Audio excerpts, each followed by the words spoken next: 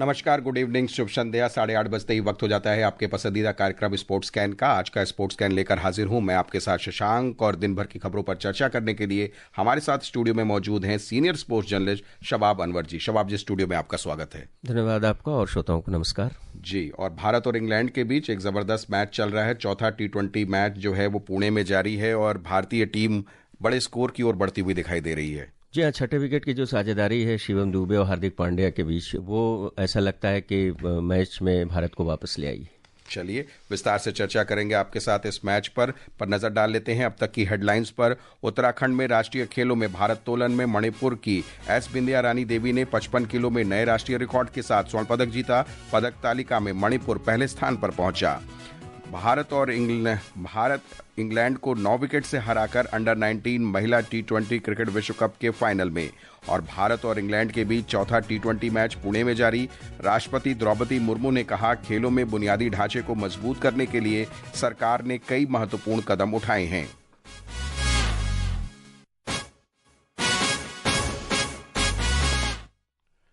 तो शुरुआत करते हैं हम सीधे उत्तराखंड से। और उत्तराखंड में राष्ट्रीय खेलों में भारोत्तोलन में मणिपुर की एस बिंदिया रानी देवी ने 55 किलो में स्वर्ण पदक जीता है। उन्होंने स्नैच में 88 किलो का वजन उठाकर मीराबाई चानू का 86 किलोग्राम का राष्ट्रीय रिकॉर्ड भी अपने नाम किया। निशानेबाजी में युवा पार्थ माने ने 10 मीटर एयर राइफल में स्वर्ण पदक अपने नाम किया है। महिला रोड साइकिलिंग में 60 किलोमीटर में गुजरात की मुस्कान गुप्ता ने स्वर्ण पदक जीता है। तैराकी में 800 मीटर फ्री स्टाइल में स्वर्ण पदक जीतने वाली दिल्ली की भव्या सचदेवा ने अपना अनुभव साझा किया।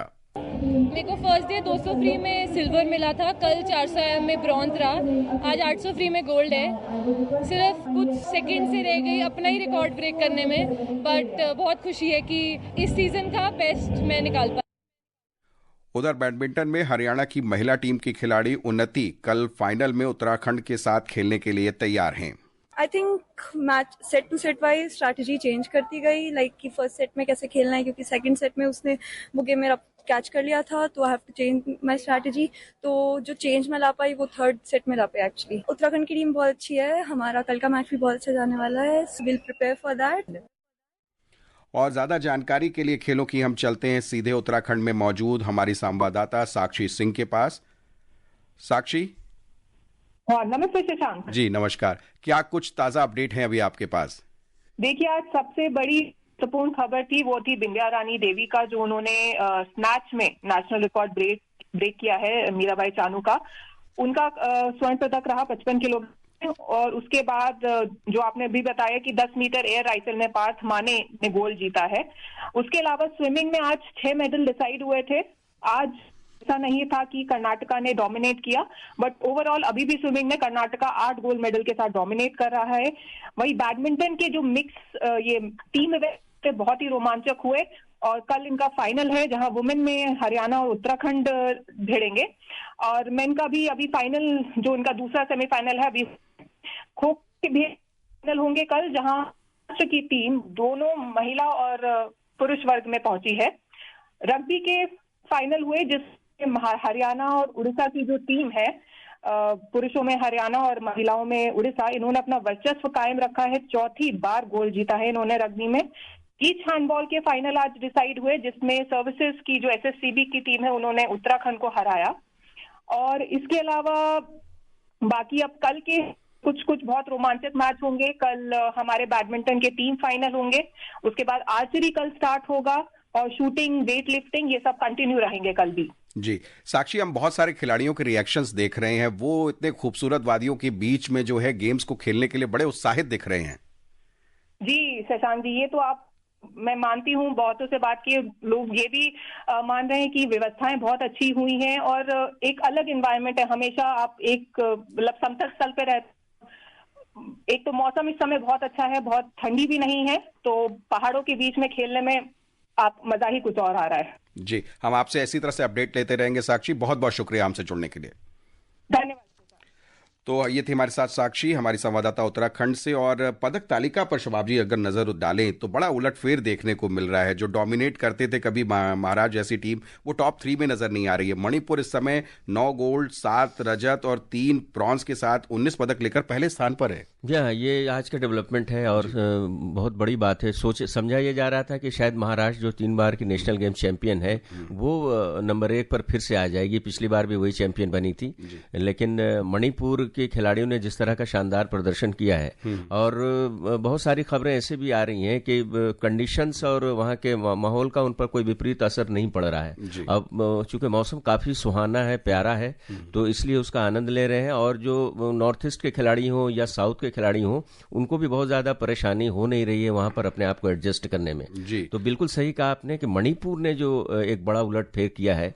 आमतौर पर सर्विसेज, महाराष्ट्र, इस तरह की टीमों के बारे में समझा जाता था कि नेशनल गेम्स पर इनका आधिपत्य एक तरह से, या फिर स्पोर्ट्स कंट्रोल बोर्ड की जो टीमें हैं, हरियाणा है, लेकिन इन सबको पछाड़ा है। बिल्कुल।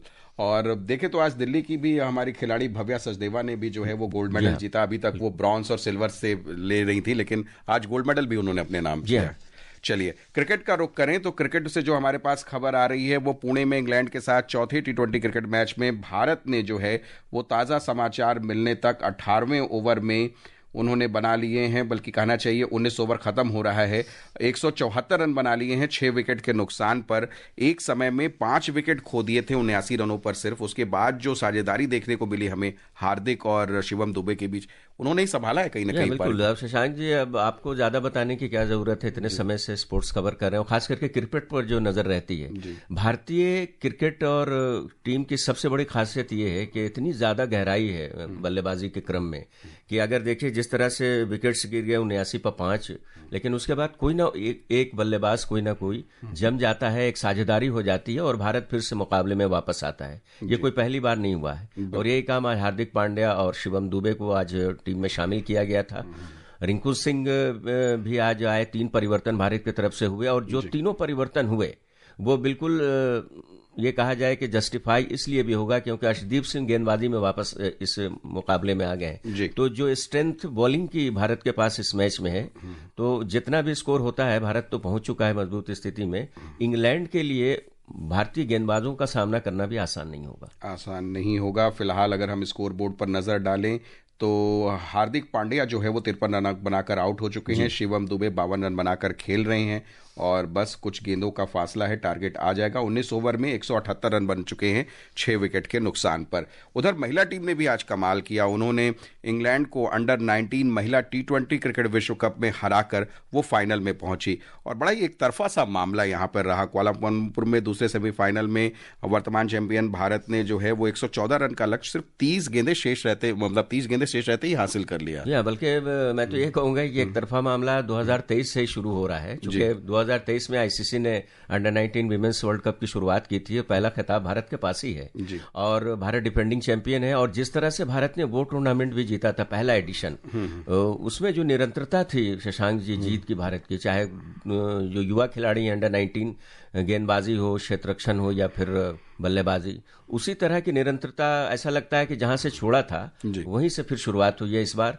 कुछ 1, 2, 3 खिलाड़ी ऐसी हैं जो टीम में नहीं है इस समय, पिछले विश्व विजेता जो थी, लेकिन कुल मिलाकर बहुत ही शानदार प्रदर्शन है। और हाल के दिनों में जिस तरह से बीसीसीआई ने पुरुष और महिला क्रिकेट को समानांतर किया है हर मामले में, चाहे वो मैच फी का मामला हो, सुविधाओं का मामला हो, या फिर अंतर्राष्ट्रीय स्तर पर उन्हें एक्सपोजर दिलाने के मामले में, तो इससे हमारी महिला टीम सीनियर और ये जूनियर टीम काफी मजबूत हुई है। बिल्कुल, और परफॉर्मेंस लगातार देखने को मिल रही है। आज भी वैष्णवी ने 3 विकेट लिए। त्रिशा की बात करें, उन्होंने 35 रन बनाए। अब आपको फाइनल में रविवार को जो मुकाबला होना है दक्षिण अफ्रीका से, उसे आप कैसे देख रहे हैं? देखिए, ये थोड़ा सा मुश्किल मुकाबला इसलिए होगा क्योंकि दक्षिण अफ्रीका ने ऑस्ट्रेलिया, न्यूजीलैंड जैसी टीमों को हराया है, तो ये कहा जा सकता है कि बराबरी की टक्कर है। लेकिन जो मोमेंटम मैं भारतीय टीम में देख रहा हूँ, खास करके जो गेंदबाजी का जो डिपार्टमेंट है, उसमें जिस तरह का प्रदर्शन है और जो उत्साह है, मुझे ऐसा लगता है कि भारत अपने खिताब की रक्षा करने में सक्षम हो पाएगा। जी। इधर घरेलू क्रिकेट की बात करें तो दिल्ली के दर्शक पहुंचे तो थे देखने के लिए विराट कोहली को, लेकिन विराट कोहली सिर्फ 6 रन बनाकर चलते बने। जो मैच चल रहा है रेलवेज के साथ, दूसरे दिन दिल्ली ने पहली पारी में 7 विकेट पर 334 रन बना लिए हैं। सुमित माथुर 78 रन बनाकर अभी नाबाद हैं, तो वहीं आयुष बदौनी ने 99 रन बनाए। तो दर्शकों की मुराद पूरी नहीं हो सकी, कहीं ना मुराद पूरी नहीं हो सकी। और रणजी ट्रॉफी में इतना बड़ा फैन फॉलोइंग बहुत कम देखने को मिला। और एक बात जो दिलचस्प शशांक जी ये है कि जिस गेंदबाज ने विराट कोहली का विकेट लिया, उन्हें साफ बोल्ड किया है कि इन स्विंगर पर, हिमांशु सांगवान, ये नजफगढ़ के रहने वाले हैं। और उनके कोच ने बताया आज शाम के दिल्ली टीम में उनका चयन नहीं हो पा रहा था, इसलिए उन्होंने रेलवे की नौकरी 2019 में ज्वाइन की और रेलवे के लिए खेल रहे हैं। तो जैसे ही उन्होंने विराट कोहली का विकेट लिया, सोशल मीडिया और फिर इंटरनेट पर लगातार उनका इस तरह से उनसे संबंधित खबरें आने लगी, तो एक तरह से हीरो बन गए वो। एक विकेट लेकर के विराट कोहली कितना बड़ा क्रिकेटर है, इसका अंदाजा आप इसी से लगा सकते हैं कि उसका विकेट लेने वाला की चर्चा हर जगह हो रही है। सोशल मीडिया के हीरो बन गए हैं। और पुरस्कारों की बात करें तो भारतीय क्रिकेट कंट्रोल बोर्ड बीसीसीआई ने 2023-24 के सर्वश्रेष्ठ अंतर्राष्ट्रीय क्रिकेटर के लिए पॉली उमिरगर पुरस्कार जसप्रीत बुमराह और स्मृति मंधाना को देने की घोषणा की है।